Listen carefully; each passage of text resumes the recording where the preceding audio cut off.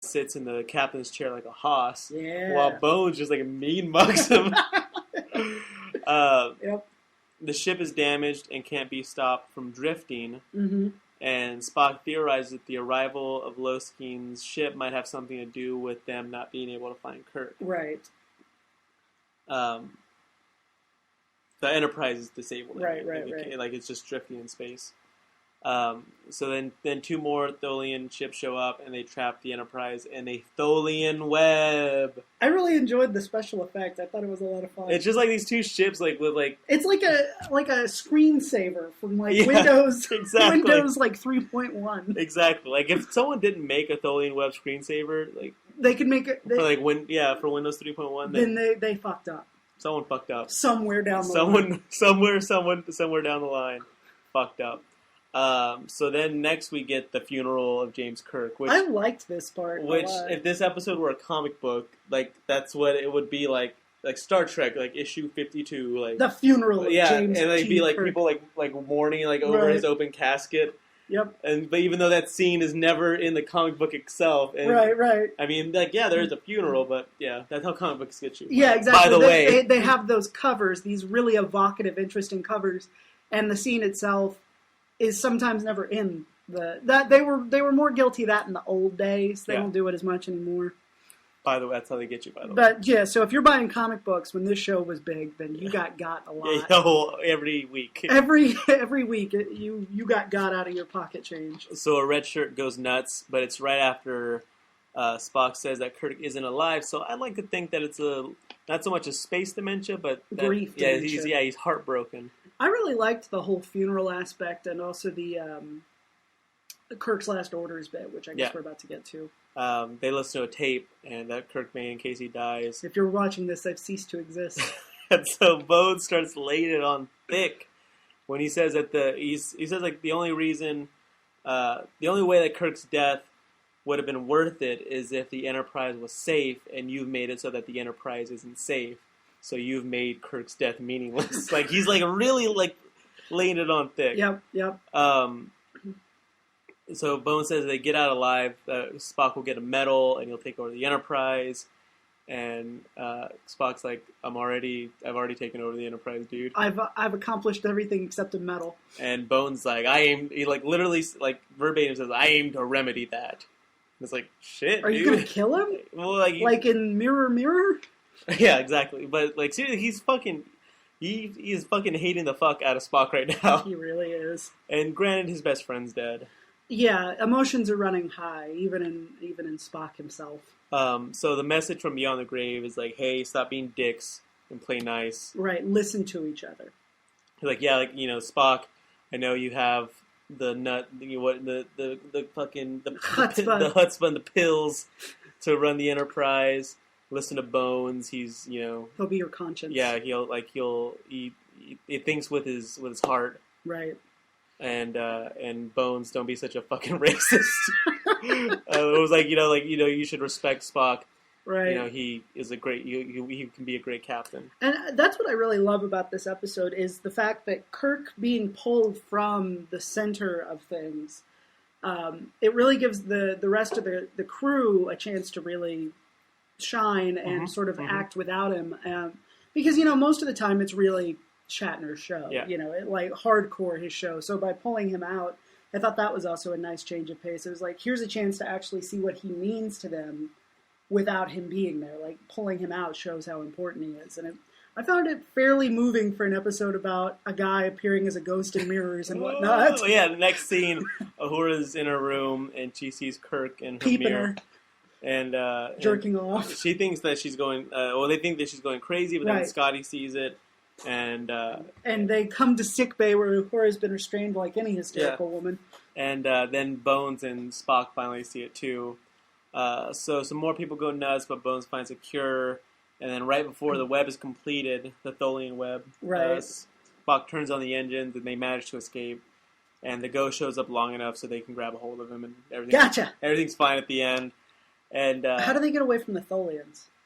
He turns on the engines and I guess the initial jump got them out. Oh, okay. So they were able to just warp out of the web? Well, they didn't warp out. They almost just kind of like Teleported? or not. Like I mean, I think like I said, turning the engines on gave them like a little jump enough to like just get out of like that area. Oh, okay. Because I mean, like if they had done that before, they were like, okay, well, they just start the Tholian Web over here instead. Right. But by that point, it was almost finished and completed. So, okay. So they jumped out between the lines. Yeah, exactly. And so Kirk asks if they listen to his Beyond the Grave message, and they both fuck with him. Yeah, they both say no. Like, why would they lie? Seriously, what purpose is there? Like, he's like, how are things in my absence? And they're like, nothing to report. And also, like, wouldn't he be able to check that? Because I mean, like, yes, you can. If you can look up file what last website accessed, exactly, recently accessed like, on this computer. Yeah, exactly. Maybe they cleared his browser history. Yeah, so deleted all the cookies. Like, we don't want his mom to know he was in an interracial porn. Which will come back a couple episodes down the road. So the next episode is For the World is Hollow and I Have Touched the Sky. The dopest title. Did it live up to the title? I liked it. I don't know if it lived up to the title, but I really did like this I did one. like it too. Again, another non-Kirk-centric episode. That's the other reason I liked it. It really played the heartstrings with Bones. So he's sick. He's got xenopolycythemia. Which we all know is bad. Yeah, it's like space AIDS. Yeah. It's terminal, and he's got like a year to live. Yep. But there's no time for that. No time for grief. Although Kirk wants him to take it easy. He's like, no, I'll die at my post. Like my father did. Actually, I found out, they reveal in, like, I think Star Trek 4 how Bones' father died. Oh, really? Yes. Well, don't, spoiler alert. No, spoiler alert, I know that. Well, I don't remember the scenes. So there are missiles headed for the Enterprise, but they take care of them, and they figure out that they came out from this asteroid called Yomama, and that the asteroid's going to collide with this planet that has like 4 billion people on it in less than a solar year. So the Holy Trinity goes down to the surface, and they immediately get fucked up by some dudes and a foxy babe who doesn't want to bone down with Kirk. Mm-mm. She wants to figure out how Bones got his name. Those dudes are dressed like they're rejects from like the Royal Flush Gang or something. A little bit, yeah. Like they're really goofy looking dudes. Well, I mean, it is Star Trek. Remember the Space Dothraki? Yeah, exactly. From Friday's Child. Friday's Child, yeah. So her name is Natira, and she prays to a rock called the Oracle, and she says that if they don't come in peace, like Kirk is saying, that the Oracle is going to fuck them up butt good. Yep. And to show them, like, they get shocked and they get knocked out, and Spock and Bones wake up, or Spock and Kirk wake up, but Bones is still out because of his illness. He's sick. Right. Space AIDS really takes it out of you. Yeah, exactly. Some old dude comes in and invokes the title. Yeah. Who seems to be suffering from dementia himself. Like, he says he climbed a mountain and touched the sky. Like, for the world is hollow, and I have touched the sky. He's figured out that this isn't a planet. This isn't an asteroid. It's like a rocket ship built inside of an asteroid. It's a neat idea, and I just love that title. It's such a beautiful bit of writing. Like and like I guess they make it look like an asteroid so people wouldn't fuck with it, or did they take an asteroid and built a rocket ship? It's like Ghost Pirates or Pirate Ghosts. Yeah, exactly. Which came first, the asteroid or the rocket ship? Yeah. I don't know. I really don't. I would assume that. I mean, I would assume it would be easier to build a fake asteroid covering than to hollow out an asteroid and build a spaceship inside. Catch an asteroid. Exactly. Gotcha. Get a big net. A Tholian Web, perhaps. Perhaps. Set to stun instead of like grate. So, like grating cheese for those of you who can't tell. Yeah. So he invokes a title and he dies because of it. Yeah, because the little chip in his head goes, they have, fuck you! They have control devices. The organ of obedience or something like that. Inside their brain squirrels. Yeah. So it turns out, like we said, it's actually a rocket ship built many moons ago by the people's ancestors. Yep. Kirk and Spock find this out by sneaking into the Oracle room, but they're found out and shocked again when Natiri comes in to pray to the Oracle, I guess, and be like, I want to take Bones as a husband. Yep. Want to be his full-time bone-down partner. Buddy. Yeah, bone-down buddy. And since he only has a year to live, he's like, yeah, sure. Like, this sounds awesome. I get to just Bone down for a year? Right. I could spend another year searching for another offer as good as this. And so he's like, we got to let my homies go. So Bones gets his own control device implanted and gets married. Yeah. And he also has that thing implanted in his skull. Bazing! The control device being marriage itself. Yeah, it's good. I got it. It's wonderful. Womp womp. So, marriage is a trap, kids. So the world is hollow. I forget why, but he tries to contact the Enterprise for some reason. It's like, guess what kind of strange I'm getting tonight? Taking pictures. And the Oracle doesn't like that, so he shocks him. And so then Kirk and Spock go back to the asteroid, because I guess, like, you're like, oh, we never found out what kind of strange. We have to... Yeah, look, I got the text, but not the picture. Yeah. So your data plan... Let's go back. Yeah, maybe we could, like, hide in the closet while they do it or something. So they fuck some shit up. And Spock's like, logical. Yeah, all right, let's do that.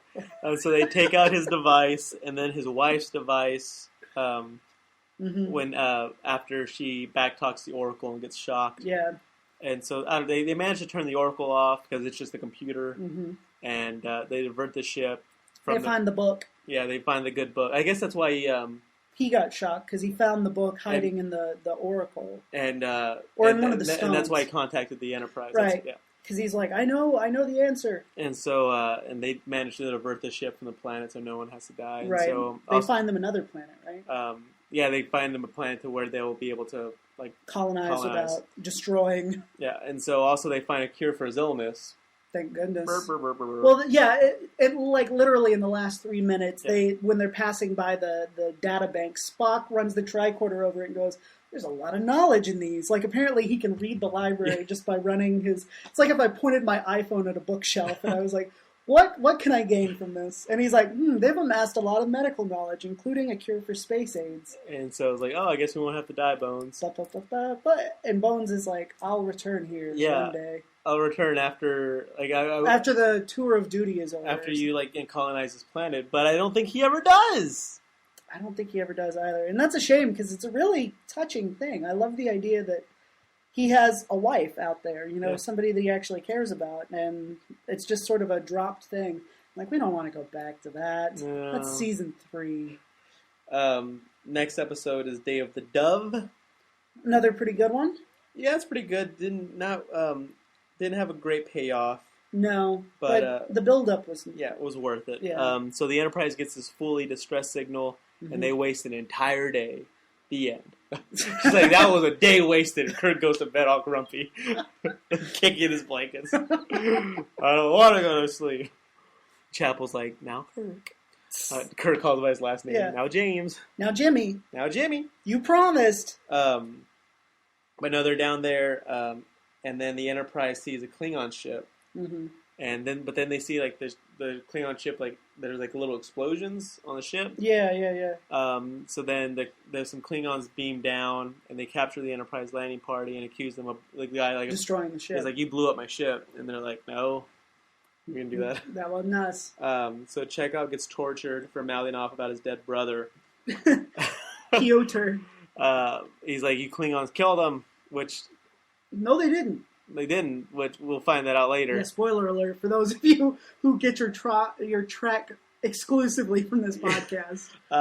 Kirk manages to outwit the Klingons, who, again, look completely different from the last time they were on the show. They are evolving at a rate we can't even conceive of. Rapid rate. Sometimes... they're white dudes. Sometimes evolution makes a jump. And apparently, according to Charles Xavier, and in the Klingon race... It's not sometimes. It's often. It's usually. It's once a week. So they manage to. Kirk manages to get everyone beamed back onto the Enterprise, Klingons and all. Right. Well, he, and then they get the drop on them. Yeah, they get the drop on them. So then also during this time, an alien energy sneaks on board. Yeah, a little sparkly pinwheel thing, and it starts to take over the ship. It replaces the phasers with like swords and daggers and stuff. And it gets everyone all jittery. Yeah, like they all took hydroxycut or something. Yeah, like they're just kind of like just shaky. Like I will end you. Like over games of Mario Kart and shit. Like it's like, dude, just the game, bro. Throws the controller, breaks it against the wall. Oh no, my fucking controller's broke. Get out! Look what you made me do. Fucking dick. So Sulu's Wii controller's broken, and they gotta go by the Nintendo Planet to get a new one. Right.